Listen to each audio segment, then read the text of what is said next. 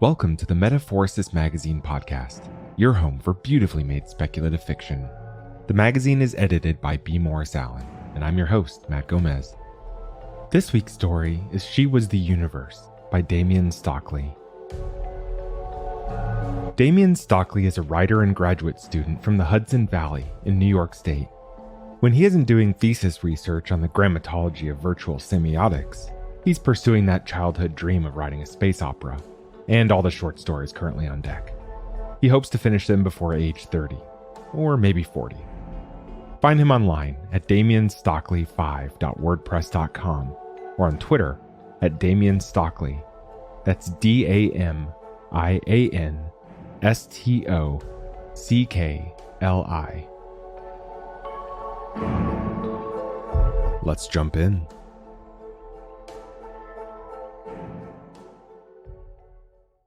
February 1st, 2030. Night shift in the facility always began the same. Arni woke at 7 p.m. on the temper foam mattress that had once belonged to Governor Björnsson. He used the governor's shower, his electric toothbrush, and the wool clothes hot from his personal laundry machine. Björnsson wasn't there to protest, was he? And finally clicked his watch into place. Shower, teeth, shirt, pants, watch, in that order, every night. Invariably. The final item of the routine was in the bottom drawer, hidden in a wad of socks, the diamond ring, from when Arni's parents were in love. He pushed it deep into his pocket. At breakfast, the empty cafeteria echoed with every spoon clink of his rice checks and soy milk. Arni explored the grooves of the diamond as he ate. It wasn't fashionable to propose in your 20s, not in Iceland, but Arni had no illusions about it. It was a sure thing, and he needed a sure thing. She would understand. So this is potentially a kind of stupid question. No.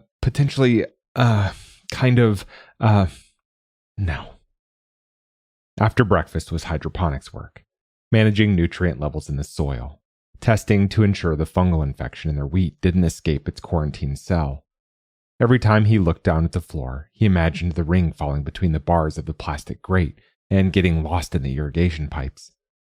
Mama had given it to him when he was 11, after his father had taken a head-on collision along Route 41. She'd said one day he'd make his own home with it. He was careful to keep his free hand cupped over the right pant pocket. I figured this is a sure thing. We could all use a sure thing in times like... No. Test came out negative. Plant healthy. At 10 p.m., Arni jogged the long way around the facility to reach the south exit. The quiet corridors exploded with the sort of high art graffiti he used to see in Reykjavík. A small girl reading a book under a maple tree, a family of magic tortoises, a woman's hair folding into ocean waves. Good exercise, good view, and it was best to avoid the dormitories, so Arni took the long way every night, invariably. Is it open season for... Siggy, can I ask you a real... Christ. He nabbed some of their industrial-grade salve at the workers' closet, then thought about Siggy as he applied it to the cold, cracked skin of his hands. It wasn't fashionable to propose in your 20s, but who was around to judge them now?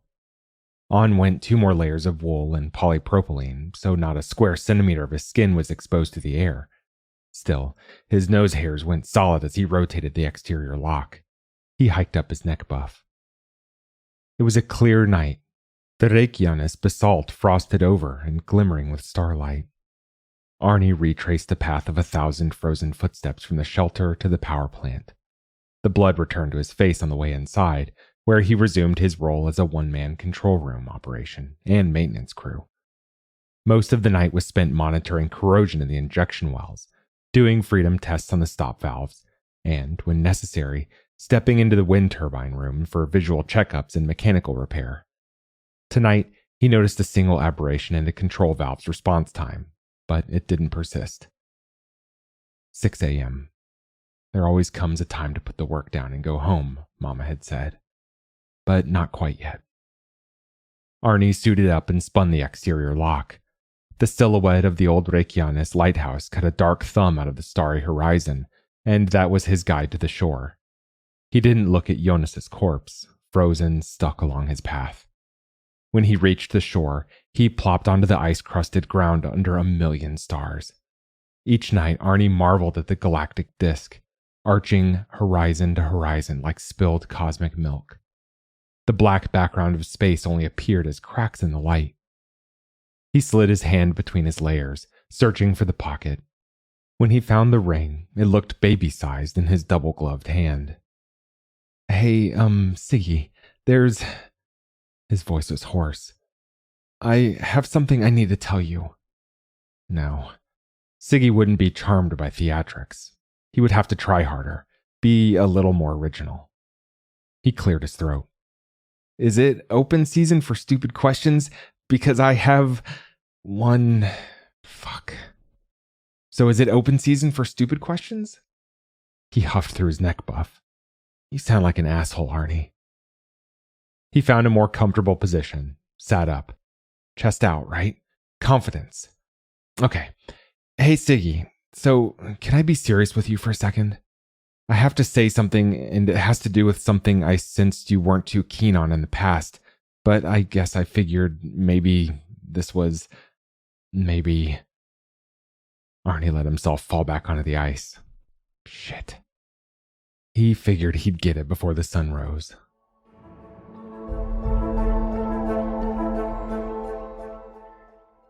August 6th, 2026.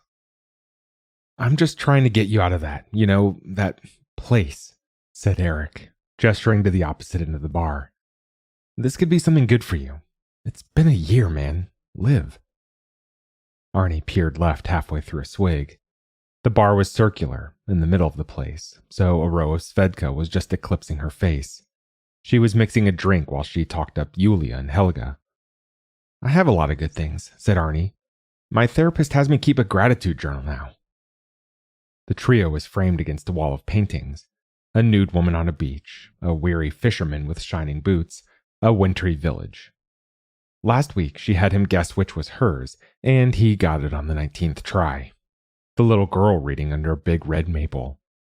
She had given him a print of it after, and when he got home he put it in a drawer and not on the wall, because he thought that would be creepy. The volume of Eric's groans usually depended on how many drinks he'd had. Tonight he'd had quite a few. I'm not talking about job. I'm not talking about mortgage. I'm talking about living, Arnar. Don't call me that. What, Arnar? You only get to be happy Arni once you're living again. It was an unusually lively weeknight at the Urstova, and the scene was beginning to wear Arni down. He had hoped to drink quietly and watch the news for developments on the story going around the water cooler. He hadn't anticipated everyone would be there for the same thing, laughing and cursing each other out and building stacks of cash at the bar and every table. Through a jumble of bobbing heads, he saw the image on TV.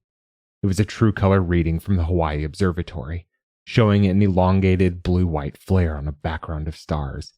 The alien thing was getting a name tonight, and 3 options appeared in a list. Eos, Shamash, Phaeton. Everyone had a bet. You two doing okay over here? Arni froze. Sleeves rolled up, freckles, and a silver ponytail. Her name, Sigrun, was sewn into her shirt in cursive lettering. Just giving my friend a little therapy, said Eric over the noise. She grinned, shining a glass. Parents fucked you up, huh?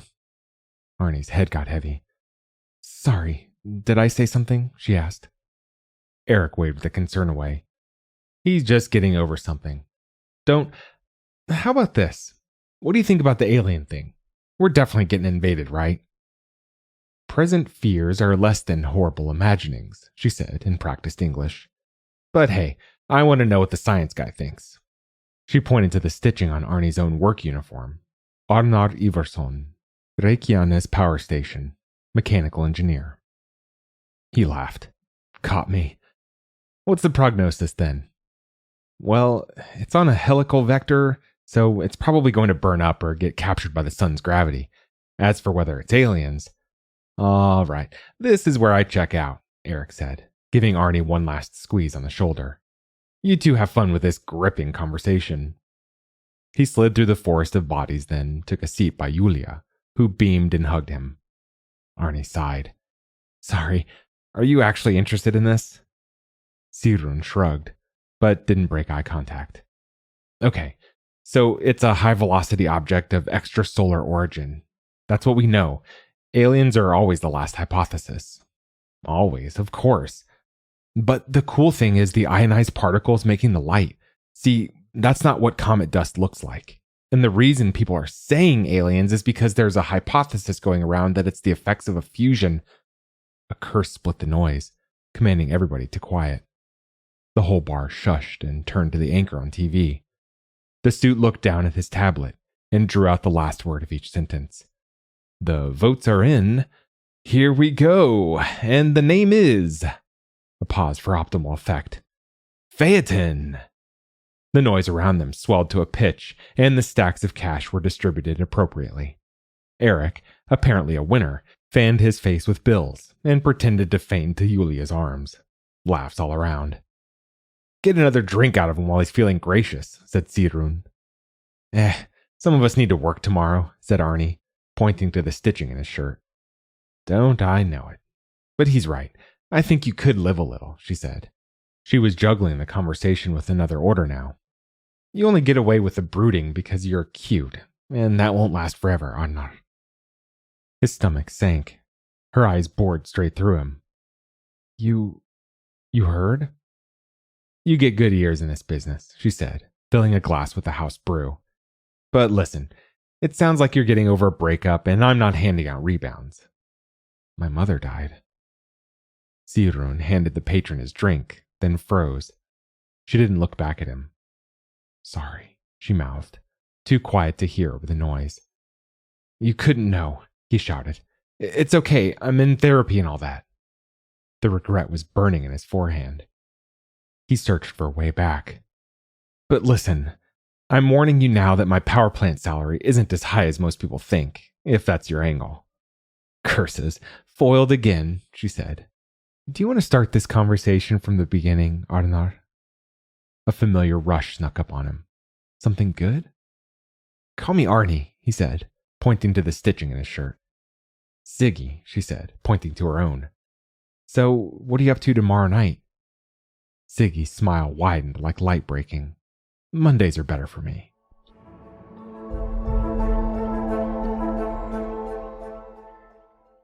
February 2nd, 2030. 7 p.m. on the governor's bed. Arni washed and brushed. He grabbed the ring from the drawer and slipped it in his pocket. He ate his rice checks and soy milk, and tended to the crops in hydroponics. He avoided the dormitories. An eventful night at the plant. The faulty control valve had failed to trip while he was gone, so the turbine was spinning so fast it would disassemble within hours. Arni unhoused the valve actuator to work on it, steam piping into the turbine room. When the valve shot closed on his left pinky and ring fingers, he discovered it was an electrical hiccup in the governing mechanism, not the actuator itself. His team would have stopped him from making the assumption, if they were there. He flipped the emergency release and pulled his fingers out of the steam, ignored the swelling and burns, fixed the electrical bug, then proceeded to the shore, ring in his hand. Is it a cliche to say you make everything worth it?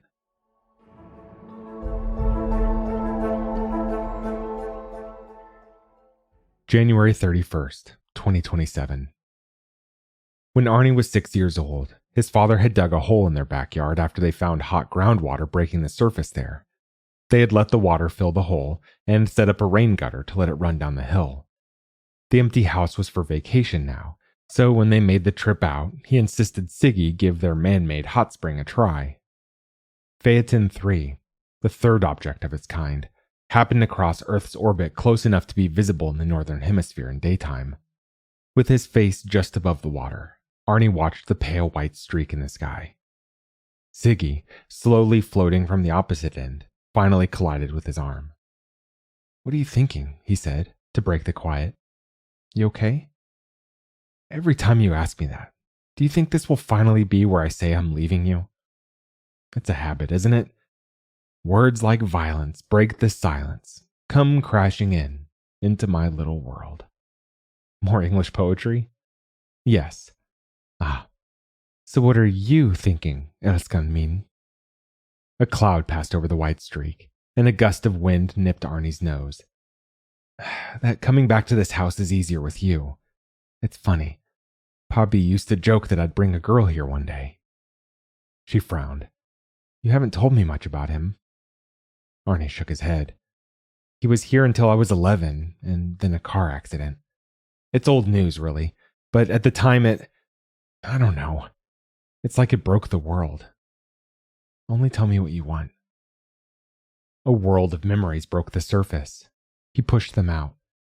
The thing I remember most was my mother. I couldn't let her leave my sight after that. It was like Schrodinger's mama.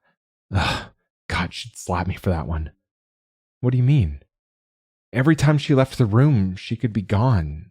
I just couldn't not know. I had to know that she was still there. Does that make sense? So I had problems going into school. For a year I went in later. I didn't go at all. They sent me work to do at home when I could, and the only subject I stayed ahead in was math. He laughed. There's always an answer in math, right? Including a financial answer, which you, of course, have found as well. Yes, he chuckled. I was attached to her for a long time. And a year ago, I finally lost her too, and this house went empty. Orphaned at 25. Whenever I pull in the driveway, it feels like she'll stick her head out the front door. She frowned. I'm sorry, Özkan. But it wasn't as much a shock as Papi, you know. Mama had MS for years, even when he was alive. I think it's uncertainty that gets me. I can't not know what's going to happen next. Siggy sat up, staring at the clouds with sullen eyes. I think I'm the opposite way. Really? People on this island, she looked at him with that stare, settle into lives early. I think that's like death. When nothing changes, when you know everything that's coming at you. It sounds crazy, but dying in bed at 90 scares me. Knowing that I could get shot tomorrow, that helps me sleep. Because I know it's not all going one place. So you wouldn't grow old with me? She tilted her head. Arnar, come on. He let his head fall back into the water and watched the clouds drift past the snowy edge of the hole. Siggy placed her wet hand on his chest, and her face appeared above him, eyes now gone soft. Just answer me this, she said. Am I the girl you were always supposed to bring here? Or am I me? I don't understand. She was a vision your father created. Am I her, or am I me? Of course you're you. With a smirk, she said, Don't forget it. Then held her nose and went under the water again.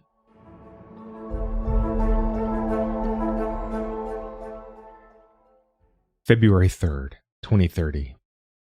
Wake up at 7 p.m. Get dressed. Grab ring. Breakfast. Make sure the crops are healthy. Avoid the dormitories. Can no longer ignore burns and swelling in fingers. Probably broken. Apply topical ointment and splint. Work at the plant. Pass the corpse. See the stars. The ring. I asked you once if you'd grow old with me. Now I have a sequel to that question.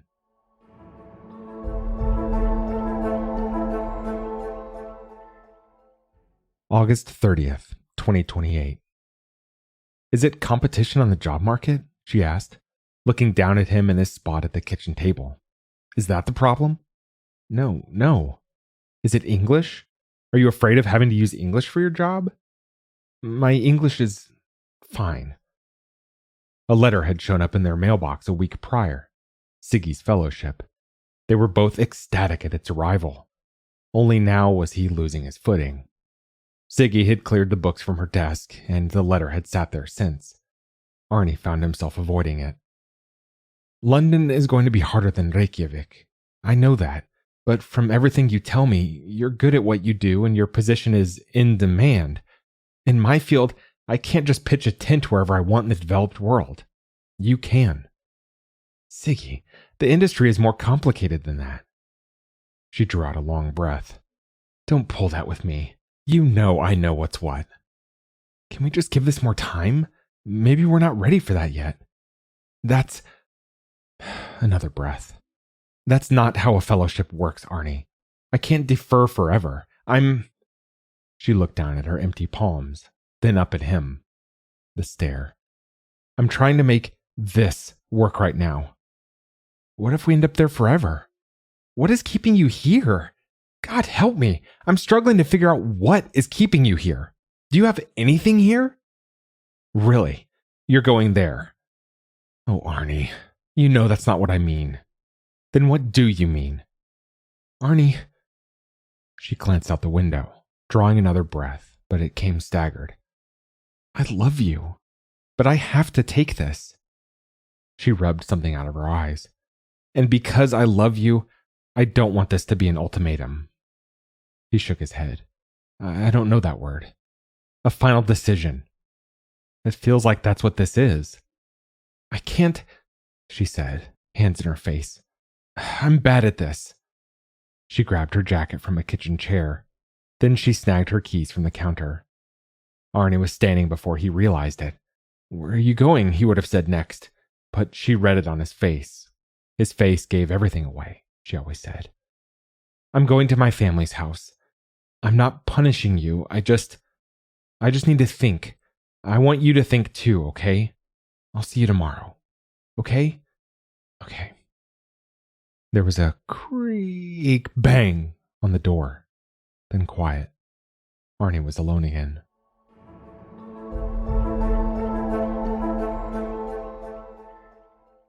February 4th, 2030. 7 p.m. Grab the ring. Work. Avoid the dormitories. Burns not healing. Discoloration. Possibly exposure to cold. Sit on the shore anyway. The ring. You always say the only constant is change. What about one more constant? Just one more.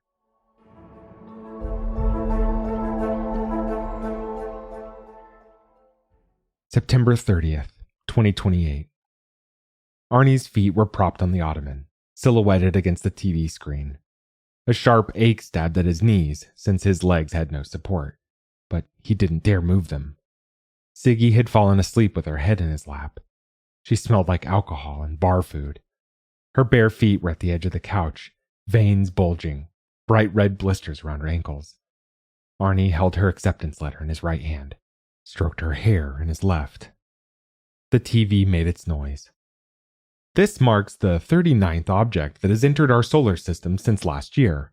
Astronomers expect Phaeton 39 to follow a similar pattern to each one that has come before it, being captured by the sun's gravity and entering a low solar orbit. We'll continue to provide updates. Arni placed the letter by his feet, then remembered. In Mama and Poppy's house, the ring in the bottom left drawer of their dresser.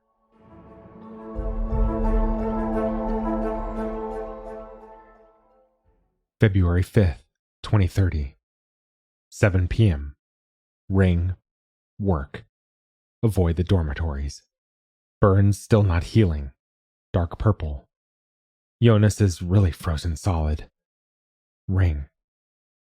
There's just something I need to get off my chest, and I promised myself I'd do it.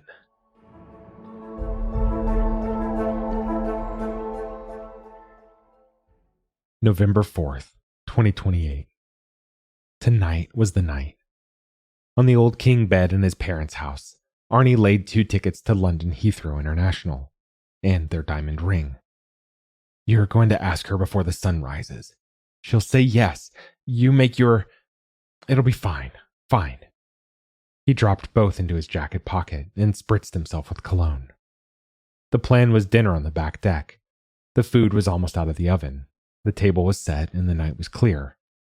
The aurora borealis were out in a flood, jittery green ribbons being towed across the sky from some uncertain point beyond the mountains. There was a soft green glow on the deck and table setting. Nature had been kind to him.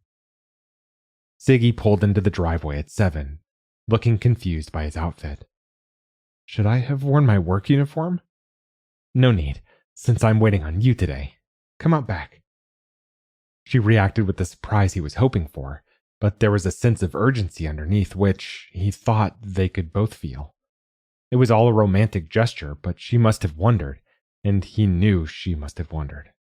Why? Before carting out the wine, he told her he had something for her. She was still smiling when her brow furrowed, but when he reached into his jacket and told her to close her eyes, she frowned. In that second, while her eyes were closed, he thought he might have guessed what her answer would be. You can open. When she saw the boarding passes spread on the table, her shoulders relaxed. She put on a happy frown and met his eyes. Thank you, älskan min. Call it the appetizer. Now, the rest. The night ran away from there. They talked about the old days at the bar, Eric and Julia's on-off relationship, Arni's obsessive boss, and, of course, the life that waited for them in England. He admitted to her he was scared, and he was going to need to brush up his English, but he wanted the best for her. They were going to make a new life. When the meal was finished, they took their clothes off and went back to the spring Arni's father had dug. He kept the ring balled in a tight fist under the water as they floated and watched the aurora in the sky, green glow scattering off the surface and lighting her face. Siggy? She kept her eyes on the sky. Yeah? So you wouldn't grow old with me. He felt the hard diamond between his fingers. If he squeezed tighter, he'd bleed. Siggy, I need to ask you some... Wait. Älskan, have you seen this before? The sky. The aurora all seemed to thin at once. First, the accents of blue and violet at the upper edges dissipated. Then he watched as the green glow in the water around Siggy dimmed. No, he said. Never in my life. The ribbons, all the way to their origin beyond the mountains, dimmed until they were gone. The moon's face shifted, gradually, from its bright white to a dull gray, and they watched it until it too dimmed into a black disk. Then the stars came out. 1,000 new points of light broke through and twinkled all at once, more than he had seen in his life. The black of space became cracks in the light. What just happened? She said. He tightened his fist around the ring. I don't know.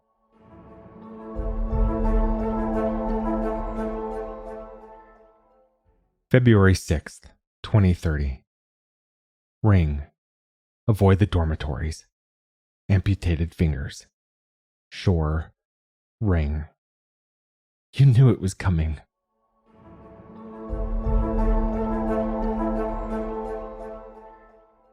November 6th, 2028. Arni took a Dixie cup from the water cooler back to his desk and stared at the clock on the control room wall. He'd give himself 10 minutes to zone out, what passed for a break now, and then he'd go back into the meeting with Magnus and Anna and the rest. He was on his 14th hour and third energy drink. His team had never been this busy before. The clock, 6:59 p.m. 2 days, 48 hours. The night had lasted 48 hours. The banality of it was unsettling, but also misleading. The lights in their houses still worked. Their electricity and plumbing was still there. Cars still had gas. The internet worked. As far as anybody could tell, they had entered eternal night, and that was it. It was just sustained darkness. Arni knew better. He did the math. 1 day. Average global temp 14 degrees Celsius. Immediate cessation of photosynthesis worldwide. Lives lost negligible. 7 days. Global average temp 0 degrees Celsius. All grass and cereals dead. Halted supply chains. About 10 million lives lost. 30 days. Global average temp negative 30 degrees Celsius. Complete ecological collapse as scavenger species die off. Cats in Reykjavík. Emergency stockpiles near depletion. About 5.4 billion lives lost. 365 days. Global average temp minus 75 degrees Celsius. Frozen oceans, long-range radiocom unusable due to ionosphere deterioration. Only people left are who we managed to save. 4,000 days. Global average temp minus 130 degrees Celsius. Air begins to condense into snow, shielding required on facilities to protect survivors from exposure to cosmic radiation. 7:09 p.m. Breakover. Arni's watch read 7:08, a minute slower than the control room's atomic clock. He twisted the minute hand a hair forward, then wound it. Only 7 minutes later, he found himself winding it again.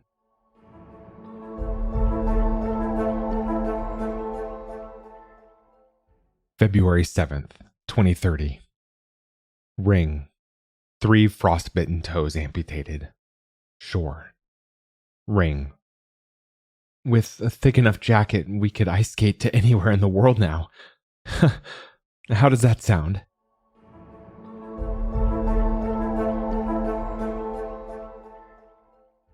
December 1st, 2028. Sir, you're not priority, the guard said to Eric, his breath a white fog. What the fuck does that mean? Said Yulia. She stuck an arm out towards Siggy and Arni. We're their friends. You have to. The guns had finally come out. Route 425 was barricaded a mile and a half out from the plant. Just behind Eric and Yulia, cars on both lanes, backed up all the way to the airport. Somehow the word had spread. Things were getting tense under the stars. Why can't they come? Said Siggy. Mr. Ivarsson is priority, and you're his +1. We're at capacity until more of the shelter is constructed. They'll take you on the next round, Arni said to his friends. They looked between him and the guard, bundled under the blankets, fear-stricken. They will. You're sure, said Eric. I'll see you soon, said Arni. Okay, said Eric. Okay, said Yulia. The guards pushed Eric and Yulia back with the rest of the bundled squatters along the road. Arni put his hand on Siggy's back, and they walked together to the shuttle bus, windows glowing yellow in the darkness. When Arni looked back, Eric was still watching him go. They're gonna get in, right? Said Siggy. Arni stuck his hands in his pockets and shivered. Arnar, they're going to get in, right?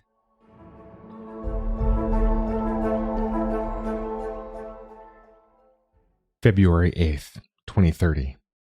Ring. Avoid the dormitories. Shore. Ring.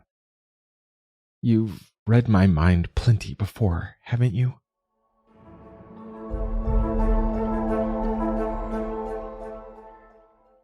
December 21st, 2028. Anna, now a project lead, scribbled the equation on a napkin and shoved it in his face. -62 Celsius. With only one jacket, that's hypothermia for you in under 10 minutes. Remember Jonas? There will be no more dead engineers on this team. Put on your jacket. There's no time. Mr. Eva, no time. I need to get the modified fuel to... You have time to put on your jacket, Mr. Ivarsson. You do not have time to argue with me.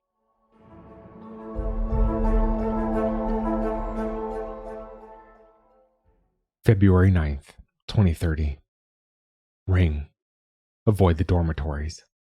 Ring. Take as long as you want, Elskan.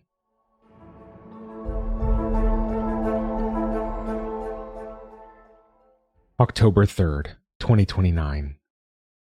The walls of their shelter were made with an ICF process modified for insulation in subarctic temperatures.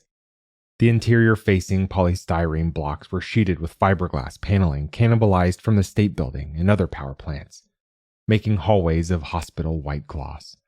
This was a problem Siggy had led the initiative to fix. When Arni walked to the south exit for work in the plant each day, the halls were covered in springtime vistas, psychedelic cascades, and animals the children had done. In dormitory 02-02, Arni and Siggy's Sistine Chapel, 2 plain tickets were wedged in the frame of a wall mirror. The plaster walls and ceiling had become a Baroque skyscape. The circular mirror, its rising sun emanating light beams. Siggy dabbed her brush with more yellow and dashed a beam with definition, carefully avoiding the tickets. Arni lay in bed, mesmerized by the precision of each brushstroke. Siggy fumbled as she flicked her brush. Tyson sphere? Dyerson sphere? Dyson sphere? Then, in her soft English, "Darkness has no need of aid from them. She was the universe."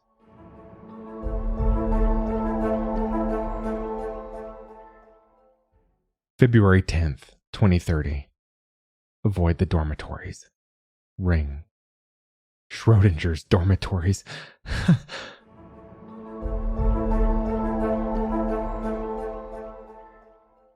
November 21st, 2029. Sitting at his terminal, Magnus sent a diagnostic request to Master Control, and it produced pages of text in less than a minute. Arni and each person on the control team read it individually, then gave Magnus the okay. He sent in another diagnostic request, and the same process followed. They repeated this action at least 5 times. When it was clear that the plant would stay in perfect shape for at least another 24 hours, Magnus stood at the front of the room. He took a deep breath. "All right, everybody, good work. Before we close the book on this place, I just want you to know how proud I am of all of you. I don't want a single one of you to think that we failed here. Maybe we can't say the same for the botanists." Weak laughter. "But the engineering staff, you did what shouldn't have been possible. I especially want to recognize Arni Ivarsson and Anna Jonsdottir for their work developing the conduction system running from the plant to the shelter. We were lucky enough to have Iceland, but we were even luckier to have Arni and Anna on our team. Your work was a godsend." Lucky to have Iceland. The geothermal vents were their salvation. Everyone with the means had drafted plans for nuclear-powered bunkers, but couldn't stay ahead of the chaos. On the newscasts around the world, they had seen many bright orange flashes in the darkness die slowly and give way to starlight. The radio signals had gone one by one, the last a persistent communication from Nishiyama, just lost a month and a half ago, with the last of the planet's ionosphere. Iceland might have been the last man standing. Even then, a blight in their hydroponics had gotten them. There'd been no genetic diversity in their fruit and cereal farms. The fungus tore right through one cell, then leaked into the irrigation pipes and took out the rest. Dr. Gunnarsson had led an expedition to the Svalbard seed vault to prevent that very thing from happening, but found that the EU people had already stolen the seeds and taken them back to Germany. Some good it had done them. The engineering team suited up under all 3 layers. Then Magnus led them across the ice to the shelter for the last time. Arni and Anna walked together in silence. "Did you tell your husband about, the dinner tonight?" he asked. Anna shook her head. "It doesn't feel right," he said. "Making this decision for everyone. I don't know." "With Christian," said Anna, "he'll fight to the end, but that's exactly why. It's just better that some people don't know." "Yeah," he said. "But you told Siggy about the dinner?" "Yeah," he said. I knew that she'd want to know." Anna put a comforting hand on his back. "All good things, Arni. All good things. Take one more look at the stars before we go in." There they were, like always, fixed.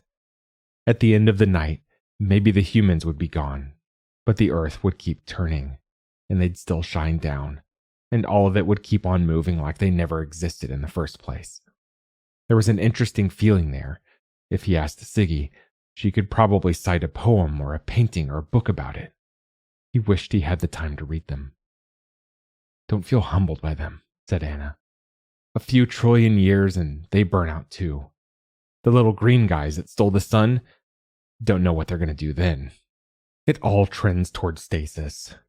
We just made it to the big freeze a little early." She nudged his shoulder. "Like ants who nested in some nice-looking lumber." He wasn't sure how the idea gave Anna peace. As she took in the stars, he didn't see fear on her face. For the rest of the night, right up until the last moment he saw her, none. Arni helped prepare the last supper, but he and Siggy didn't eat, knowing what they knew. Most of the facility's inhabitants weren't clued in as to why Governor Bjornsson had called for a feast so large it nearly depleted their store of luxury food, but they didn't question it. The people were hungry, many of them emaciated. Some of the youngest children had swollen bellies, a mark of protein deficiency. Until 3 months ago, Arni had never seen children that looked like that with his own eyes. The facility's main cafeteria echoed with thousands of happy voices. A sadness pulled him down as he watched them all devour their food, but this was better than starvation, and the violence that accompanied it. The governor had made the right call. He was tearing into a steak not 20 feet away. The night came to an end when a profound tiredness fell on all 5,402 Iceland survivors. Each cafeteria was cleaned, and everybody shuffled through the corridors to go to sleep. Around 10 p.m., in their tiny unit, Arni sat on the edge of his bed with Siggy. Had the light been turned on, he might have gotten a look at their Sistine sky, but only a thin bar emanated below the door. Siggy was gaunt and fragile, her freckled cheeks sunken, the silver color in her hair now only down to the tips. He wondered if that meant the Siggy he knew was gone away, or if this was who she always was, underneath, waiting to come out. He wondered that about everybody. Her hand felt like a vice around his. He thought she might have been scared. The ring was in his pocket, still there, waiting. She kissed him. I love you. I love you. She produced 2 capsules of pentobarbital. He could have mistaken them for multivitamins or antibiotics. Are you ready, Eliskanmin? But the ring. He cupped his hands over them. What if we didn't? She looked sad. Arni, I know there's 1 hydroponic cell left. I know that's enough to sustain 5 people for life, and I know I can maintain it and the plant alone if I need to. It won't keep the species alive, but it'll keep us alive. It would just be us. It could work, I know it. Arni, that won't be living. But the ring, what about the ring? Stay here with me, said Siggy. Please. It wasn't supposed to go like this. Okay, he said. A smile, a kiss. She pulled his hand off and slid the pill into her mouth. He did the same. Siggy swallowed. Arni felt the capsule roll around on the roof of his mouth, but he couldn't push the thing back. It wouldn't work. Something in his mind, his jaw, his tongue, it wouldn't let him do it. The pill stayed there, even as she fell into bed with him and brought the sheets over. He held her bony head to his chest. The ring in his pocket. Siggy? I'm here, Elskan. I have to... Shh. Stay with me. It's okay. The mean pill sat there, pressed between tongue and gums. The not knowing, he decided, was what kept him from rolling it back. The never-ending not knowing, and the unknowing. If he could say something, if he had the time, he could not let the world slip into that box. He could not let her slip into that box. He would not. Arni pulled the covers off his body and felt his feet touch the cold floor. Spit the pill in the trash. Across the room, he pulled the door to the hallway open. He had to wipe the water from his eyes to see. Had to steady his breathing. The light from the doorway reflected off Siggy's pupils. Drowsy, she raised a single finger to him. Good night, Elskanmin, he said, like every night, then closed the door and went back to work.